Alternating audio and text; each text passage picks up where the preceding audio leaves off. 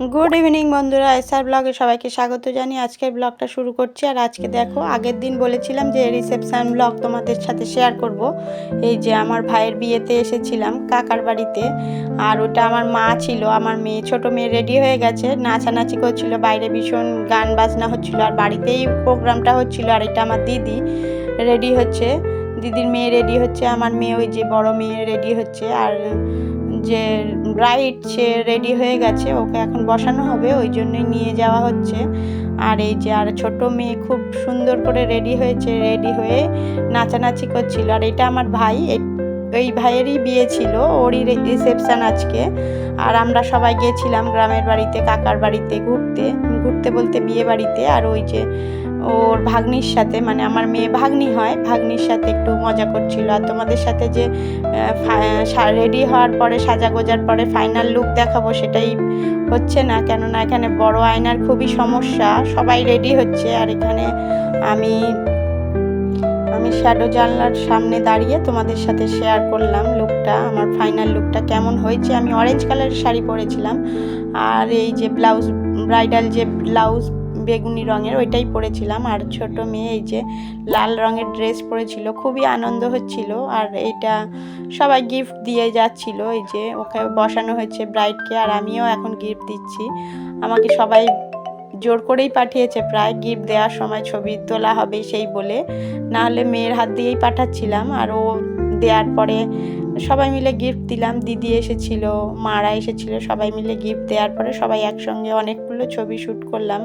ছবি শ্যুট বলতে ছবি তুললাম, সবার সাথে একসঙ্গে হয় না, আমার দিদি, আমার মা, সবাই তো আর একসঙ্গে বিয়েবাড়ি অনুষ্ঠান ছাড়া একসঙ্গে হওয়া সম্ভব নয়।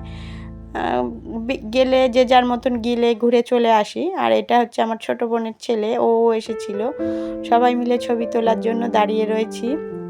আর ওই যে আমার ভাইয়ের বউ, ও এই যে সবাই মিলে একসঙ্গে ছবি তুললাম। সবাই ডেকে ডেকে তো সবার একসঙ্গে হওয়া সম্ভবই নয়, ওই জন্য একসঙ্গে এ আসে তো ও আসে না, সবাই একসঙ্গে মিলে ছবি টবি তোলা হলো। আর অনেকটা সময় ওখানে কাটালাম, খুবই আনন্দ করেছিলাম, খাওয়া দাওয়া করলাম, আনন্দ করলাম বিয়ে বাড়ি।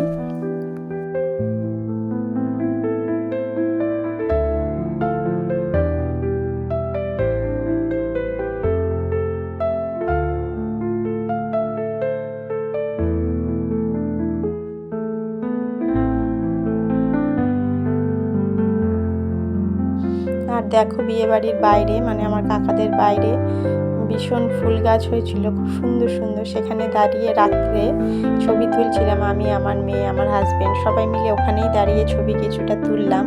আর তারপরে আবারও ফিরে এলাম সবাই। বাবাকে তো পাওয়া যাচ্ছিল না, আমরা যখন ছবি তুললাম, মার সাথে তুলেছিলাম, কিন্তু বাবার সাথে তোলা হয়নি, এটা আমার বাবা।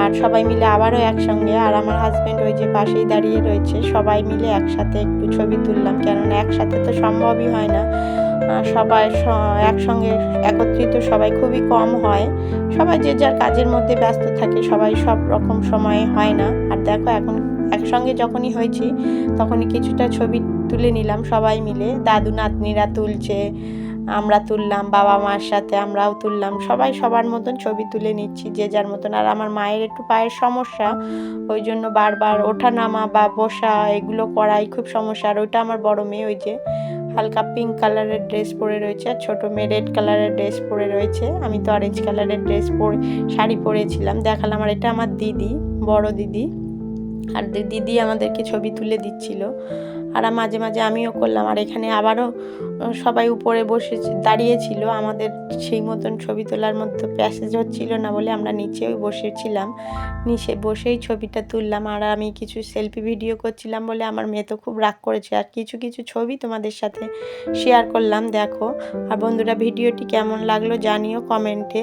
ভিডিওটি যদি ভালো লেগে থাকে লাইক কমেন্ট শেয়ার করবেন, সাবস্ক্রাইব করবেন, আমার পাশে থাকবেন। দেখা হচ্ছে নতুন একটা ভিডিওর সঙ্গে, ততক্ষণের জন্য টাটা বন্ধুরা।